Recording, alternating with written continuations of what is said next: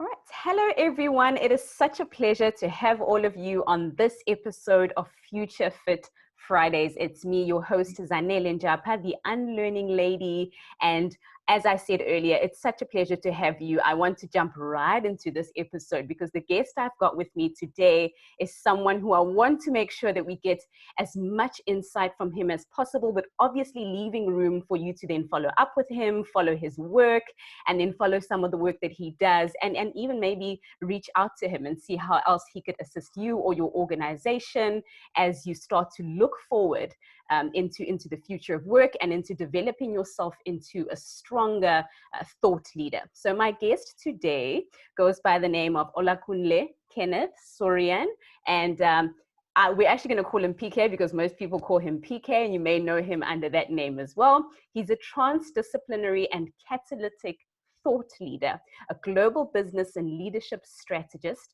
a mastermind. Wow. Okay, Olakunle Soriyan or PK is the Chief Knowledge Officer and Lead Strategist at Kenneth Soriyan Research and Ideas. He's also the intellectual property owner of the popular College of Life Masterclass Next 365 Indaba, Talk Pro. And Ideas Going Global as well. He's the founder of the popular Zero to Hero movement. PK is a daily radio host and TV personality in Nigeria. He supports and equips entities to be fully effective in their commitments to areas of influence and their creation of shifts in thinking, actions, and results. And it's that last part that we're really going to delve into today, that thinking and idea generation and turning all of those into how we create and get results. PK, such a pleasure to have you today. Welcome. Same here. Thank you so much for doing this. I feel excited, and it's just a pure privilege to speak to this. Thank you so much for what you're doing. Thank you. Thank you so much. I love your enthusiasm. I hope I know actually it's going to carry on for the rest of the interview because we try to keep our guests nice and excited throughout the interview. Awesome. So the very first thing that we're going to talk about, I like to ask my guests a somewhat personal question, nothing too deep, but a personal questions just so that they know that you are a human being. Because sometimes, especially when you're a futurist, as a futurist, you're usually very foresight looking and people tend to wonder, is he a robot or is he a human being? So the first question I'm going to ask you is one that's actually a little more personal so people get to know you on the other side of some of the work that you do. And just delving deeper into some of the work you do, I realized that one of your 3 defined reasons for existence, and you've got these so well defined, and your brand is so clearly and well defined, and you say that one of your 3 defined reasons for existence is to improve the state of Africa by mobilizing 1% of the African population who live specifically in Africa, as well as people of African descent everywhere, to become unlimited in thought and action. And you tweet about this quite often. I want you to please, in a few minutes, just unpack this for me. Where does this vision come from? Yes. I mean, personally, I've had a lot of struggles in my life. And I've gone through different experiences that pretty much speak to the weakness of the human condition. And a lot of what I've noticed, even at my best today, is to realize that there is some type of lead, on the African continent, right? And, the way I summarize that is the idea that we produce what we don't consume in Africa, and we consume what we don't produce, And so there's no economy in the world that can survive on that type of equation. Mm-hmm. Our begging bowl seems like a critical asset for us, right? We have received aid from the world more than any continent has received, and we are still the poorest continent. Telling us that a begging bowl cannot be a pathway to prosperity of any kind. And for every degree of favor that we seek, we lose a level of freedom. And for over 50 years, we have continued to trade this freedom, right? I have my headquarters in Dallas, in Texas. I'm speaking to you from Dallas, Texas, right? And, I get to see the disequilibrium, in how we interpret things, particularly in the knowledge space.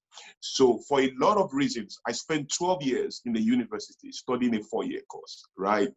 And so I mean, I struggled with vices. I spent a lot of time on the left side of life, before I began to go right. So I had to come to a place to understand that something has to be done, right? And there's nothing you are willing to tolerate that you can actually change, right? As long as you can tolerate that thing, it's just going to prevail, right? So, and you give it life with every moment of tolerance. So I've said no. I've said no to our socioeconomic and political realities, and I want to continue to push that, right? So that is what it means for me. And I know I don't need a bunch of keys to open a door, right? You only need one key, the right key. So you don't need everybody thinking straight. You just need to gather those guys who can come to the recognition of mental weaponry and begin to curate solutions, from inside out. And I think that 1% of the population, I'm basing that on the theory that you only need a square root of 1% of a population to start any revolution.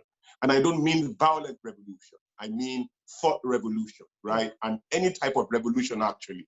All you need is a square root of 1% of that population to make that happen. So I'm not focusing on everybody. I'm not trying to carry a bunch of keys, to open just a door. I'm just selecting those keys and also let people qualify for the investment of my time and my energy so that we can get maximum output. So that's the idea, pretty much, That's the idea. Yes, and I can see the passion in your eyes, and I can hear it in your voice as you speak about it. That vision is alive, and I think that's the type of leader that those types of visions need. A leader that can literally breathe life into an idea, so that even when they communicate it, it communicates so well to others that they just want to get onto the bandwagon and join the movement. I love that. And it actually sets us up so well for our very first question in our conversation now. You position yourself quite well as an ideation influencer, or someone who really encourages the brilliance of ideas. And stemming on what we just spoke about the continent of Africa, and this discussion is not limited to Africa because we have a global audience, but I really want to speak about that maybe in the context of Africa and then open it up a little bit. But research is telling us that around maybe the year 2100, most of the world's young children between the ages of 0 and 4 are going to be living in Africa. So I think that points to so much opportunity, not just in Africa, but in the world. And I want to ask, what role do you think ideas actually play in changing the narrative in our world? I mean, it's all about ideas, right? When you look at the countries that are compelling and changing the world, right? You see that ideas, make the difference. I've accepted that natural resources is a disadvantage, right? And I'm not saying so because of the potential of the finished goods and the intangibility of ideas. But when you look at it, you see that the poorest countries in the world are the ones with a lot of natural resources, and the most prosperous countries in the world don't have natural resources, but they do have ideas. So the only thing natural in Japan is the people of Japan. The only thing natural in Singapore is the people of Singapore, right? But Singapore has a higher per capita income than the United Kingdom, is colonial master, right? And when you look at that, how were they able to move from third world to first world, right? People forget that in about 1965, the nation called Singapore appealed to Malaysia to absorb her as a state in Malaysia, right? The nation of Singapore agreed that they can no longer handle their realities, and they appealed to Malaysia to absorb Singapore as a state. That is like, Zimbabwe appealing to South Africa to absorb South Africa as a state. in South Africa, such that to absorb Zimbabwe as a state in South Africa, such that the president of Zimbabwe becomes like a governor, and the governors become like mayors and stuff like that, you know. And that merger actually happened, but Malaysia later felt that absorbing a poor Singapore will only make them poor. So they broke the merger, and then a young man came into the space called Lee Kuan Yew, who brought enterprise education to his people, you know, defeated communism, and organized the country in such a way that 30 years after, they were a first world country. When you look at Japan, what makes Japan thick? You know, you look at all the brands in Japan, Toyota, Honda, Mitsubishi, Panasonic, Sony Corporation. You could go on and on. That is what makes Japan thick. They have this global brand that is a simple idea that is packaged in such a way that it passed the test of recognizability and the test of transferability and then rewardability. And then they are attracting purchasing power from all over the world and bringing it to headquarters in Tokyo. When you think of Korea, you think of Hyundai, you think of Kia, you think of Samsung, you think of LG in one country. You think about Germany, you think Mercedes-Benz, Adidas, BMW, Volkswagen, Saab, Heineken from one country. You think of the United States. I think almost everyone in the world can name a US brand, from Twitter to, you know, to Facebook to Microsoft and all of that. You know, so you see that countries are as powerful as their brands. My conclusion is that the most prosperous countries have the most global brands in the world that is attracting purchasing power, attracting followership and traction from all over the world and bringing it to headquarters in New York or in Silicon Valley or in Japan or in Berlin, in Germany. So we got to come to a place where we can begin to share ideas, intangible ideas, in digital format especially, right? And share with the world. So the food, I don't know what the top delicacy in South Africa is, you know, but that can go global. Spaghetti and pasta is not a global delicacy. It's an Italian delicacy that passed the test of universality, right? Not just the test of locality. Because there's a sense in which you can pass the test of locality at the expense of the test of universality that keeps you small.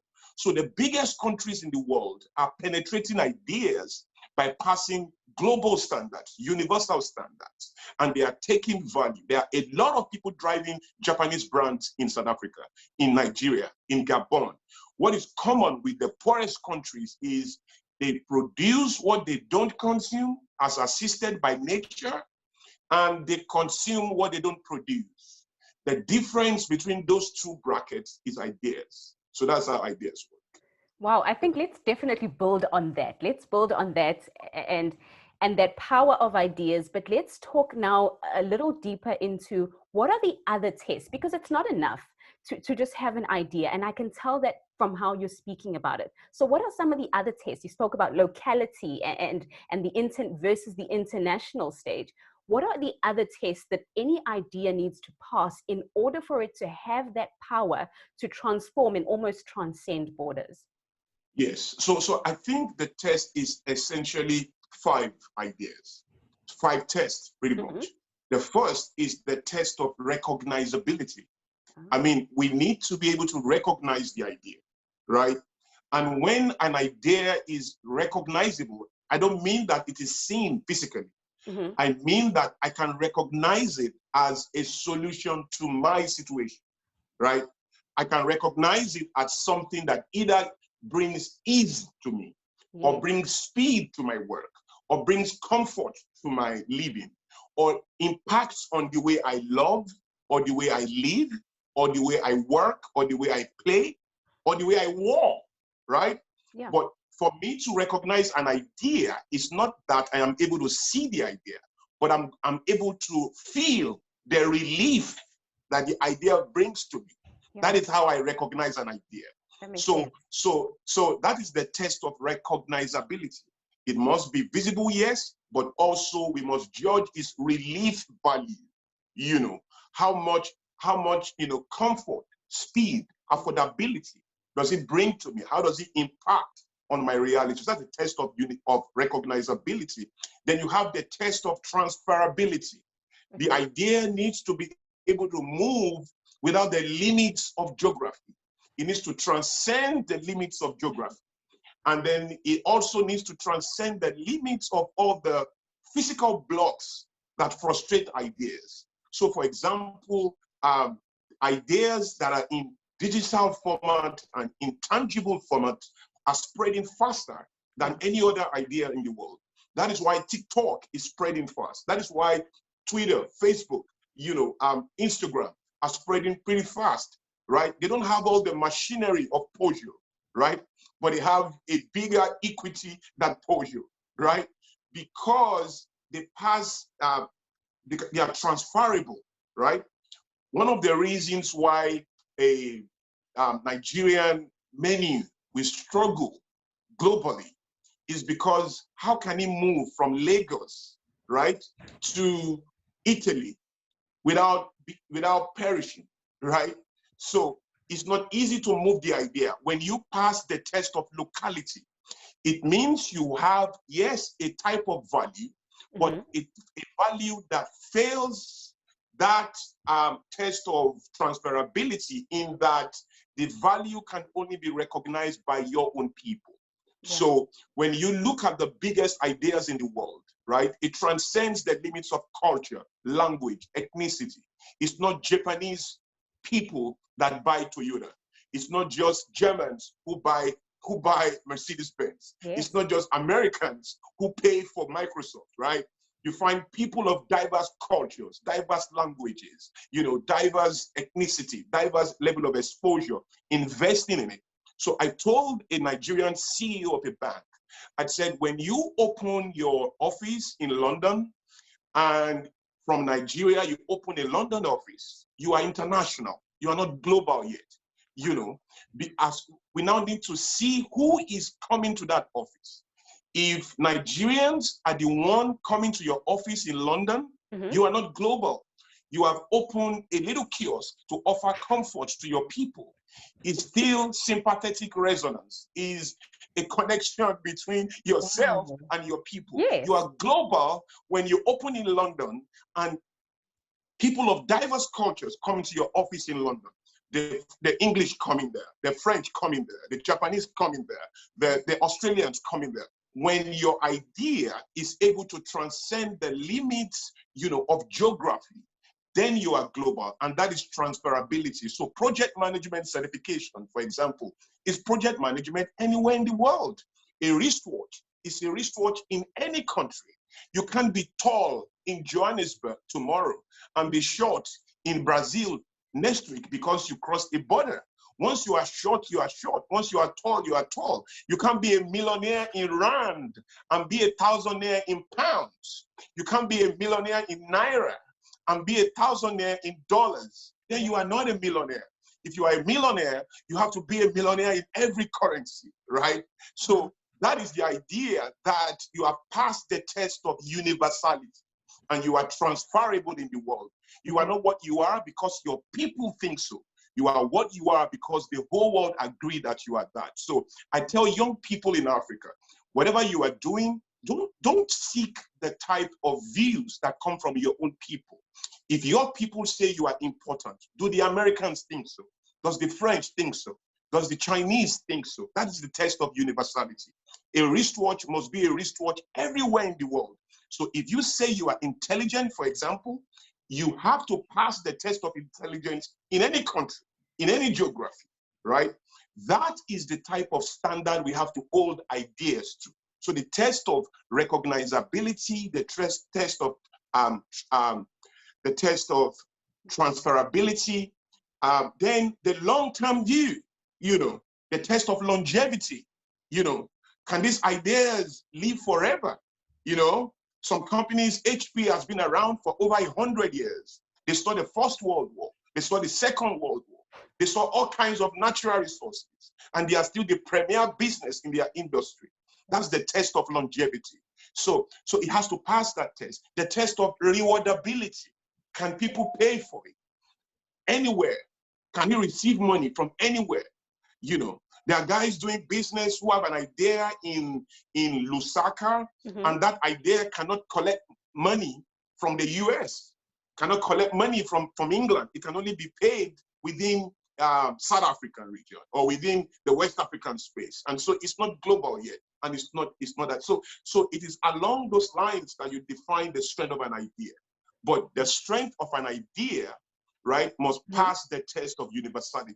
We know a fabric by its universal acceptance, not its locality. So you have a lot of one-eyed kings in the land of the blind, whose value is determined by the blindness in their locale, and not the universal ideas that determine value. So there's a sense in which you can be the champion of your space, right? Only because of the flawed standards that characterize that environment. So you are special because of the blindness of the majority of the people who look at you every day. By universal standards, you are really nothing. So you get all the attention in your base because the people in your base don't know better. So it is the darkness in the lives of your people, it is the blindness in the life of your people that determines how special you are. When judged by the standard of universality, you are probably a small fabric looking for space. You know, so Africa has to begin to judge itself like that. I mean, underdogs everywhere, wherever they are. I don't care if you're an American or you are British or you are an African or you are, you know, Jamaican, wherever you are, you need to begin to think universally, in a universal way. And that is how the big corporations we respect, the nations we respect, that's how they think in Microsoft. That's how they are thinking in Google. I call it territorial thinking. You got to think territorially, you know, and see that you are not swimming in an ocean, in a pond that you understand.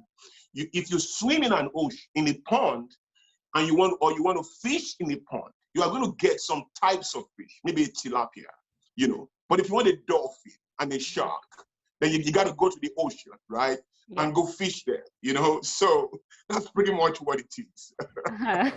All right. So I think let's end this off with maybe some tips, 1 or 2 tips for leaders that are listening into this episode and want to go, okay, so how do I help my team cultivate these kinds of ideas that are going to help them transcend and help them to speak to an international audience and go global, not just international, like you said? How can leaders and even entrepreneurs that listen to this episode go, okay, so how do I cultivate these kinds of ideas?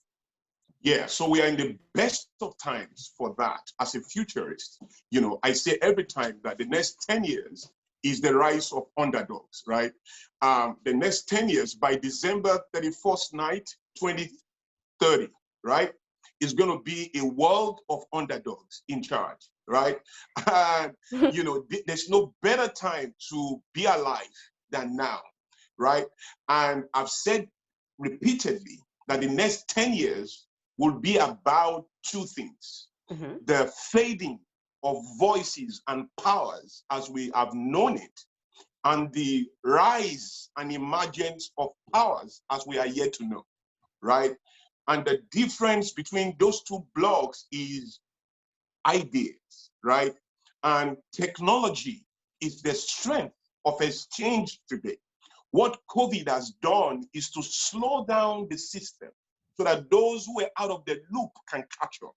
Because there are so many people who have been out of the loop of global exchange for so long. And technology has become the leveler. We are going to speak less and less about developing, underdeveloped, and developed nations. We're going to begin to speak more and more about smart, smarter, and smartest nations, smartest companies, smartest individuals, smartest families, right? We're going to speak less and less about democracy. We're going to speak more and more about technocracy, right?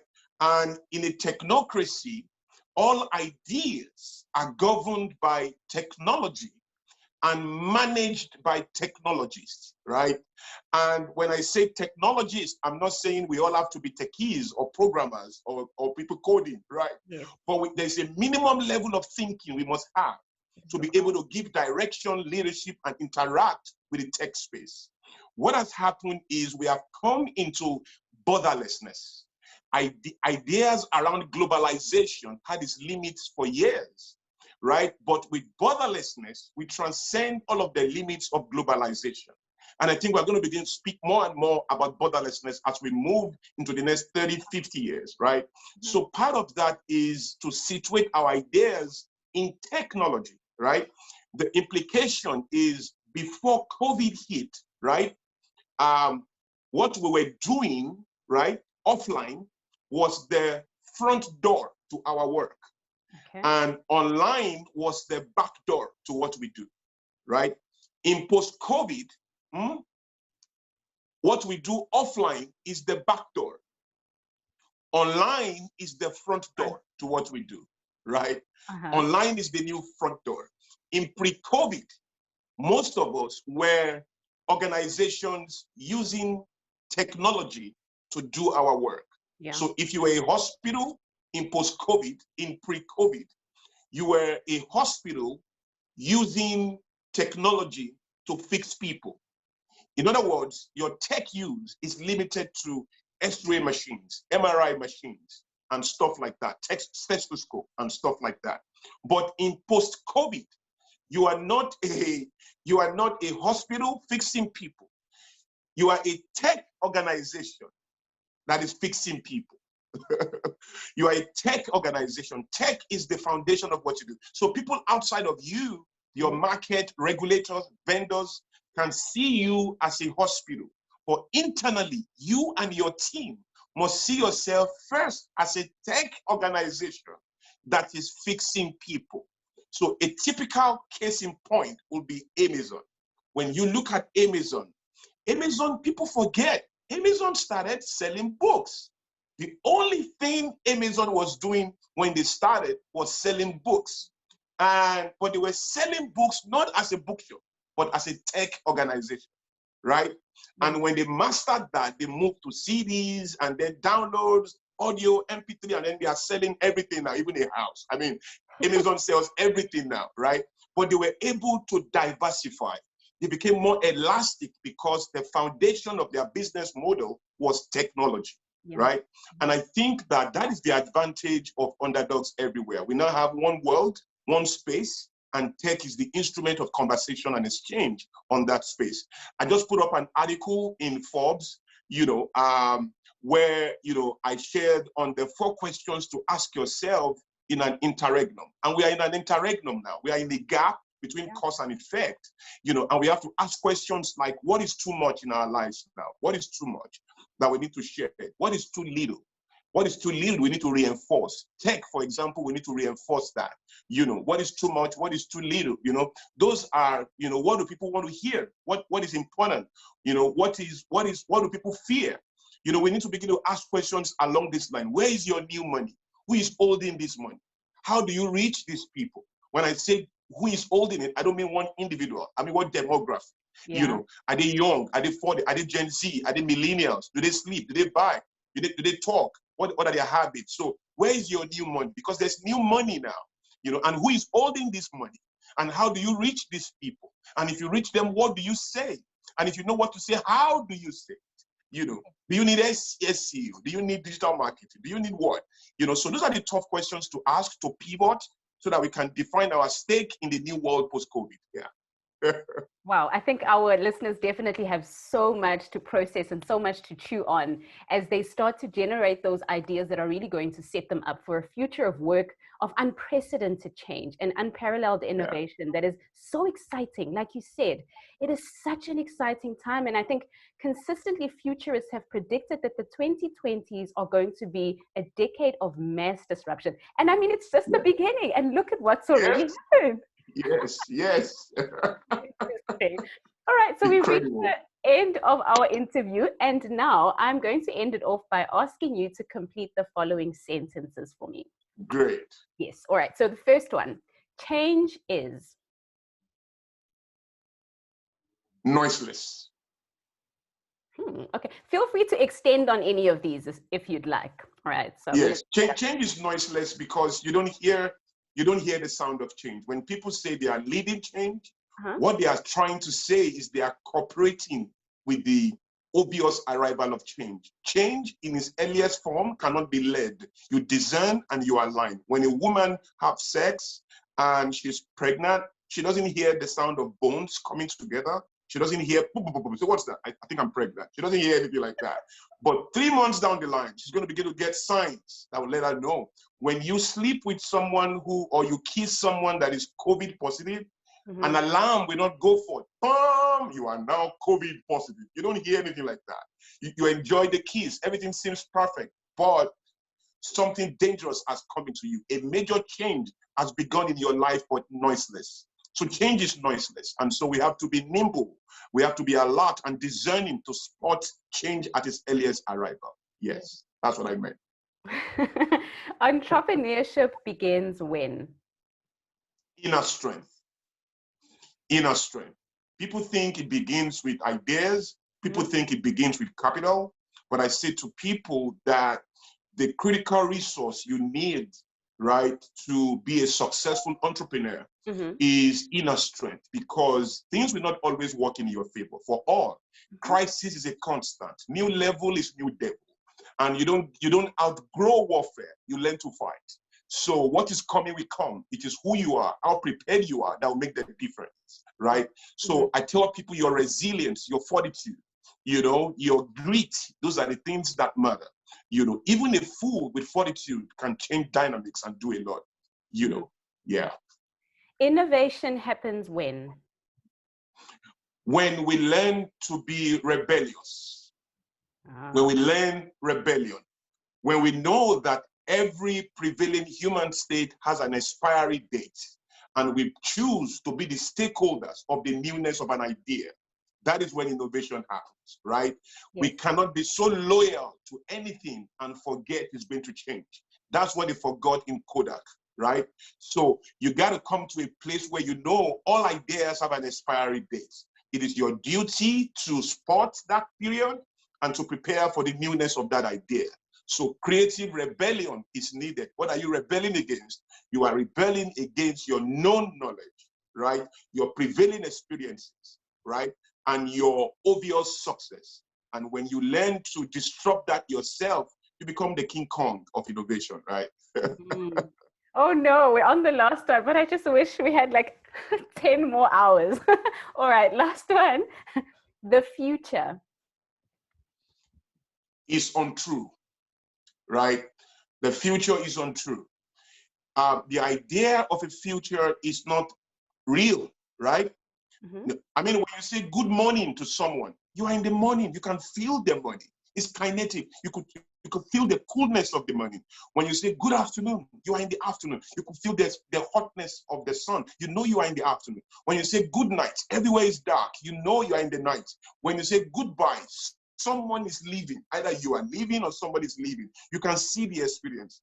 Will you ever have the misfortune or the blessing of saying, good future, oh, good future, what a future? You will never say that because you are never in the future. Today was once a future. Yesterday was once a future. Every time you arrive in the future, you call it today. You call it moment now, right? So the idea is that yesterday is an experience. Tomorrow is nothing but an idea. Today is the critical platform of exchange. And what I say to people is recognize that no matter what you do, tomorrow is an arrangement by God to keep hope meaningful, to keep you driven, to keep optimism alive. The future only exists in your head. You never see it physically. When we get to 2035, it's going to be called today. When we get to 2000, we're going to call it today. Today is all with God. And any activity you have about the future that keeps you inactive or indolent today is a self-initiated attack against yourself, right? So the future is not true. Today is the King Kong. So how do people get a hold of you, PK? Well, they could get me on social media at Olakunle Soriyan. Or they could get my website, KennethSoriyan.com, right? Or they could get my email is me@KennethSoriyan.com. Me like M-E at KennethSoriyan.com, right? Kenneth Soriyan, SORIYAN.com. That's it. Excellent. Oh, thank you so much. I think I'm definitely going to have you back. We might be running around all over again. I look forward to that. Thank you so much for your time. I really appreciate it. Thank you for all you do. I respect and honor your work so much, right? Thank you for inviting me. I celebrate every moment of it. Thank you so much. Thank you very much. Oh, that was lovely. And I think you guys can definitely agree that this was, without a doubt, just one of the most exciting episodes we've had. And I think we're going to have this episode really top our season 2 charts. I'm not hinting, but I'm just saying that that's what I suspect. Thank you so much, guys. Stay awesome, stay future fit. Remember to follow us on Instagram and on Facebook. And please make sure to subscribe to the podcast and give us all of your feedback. Bye for now.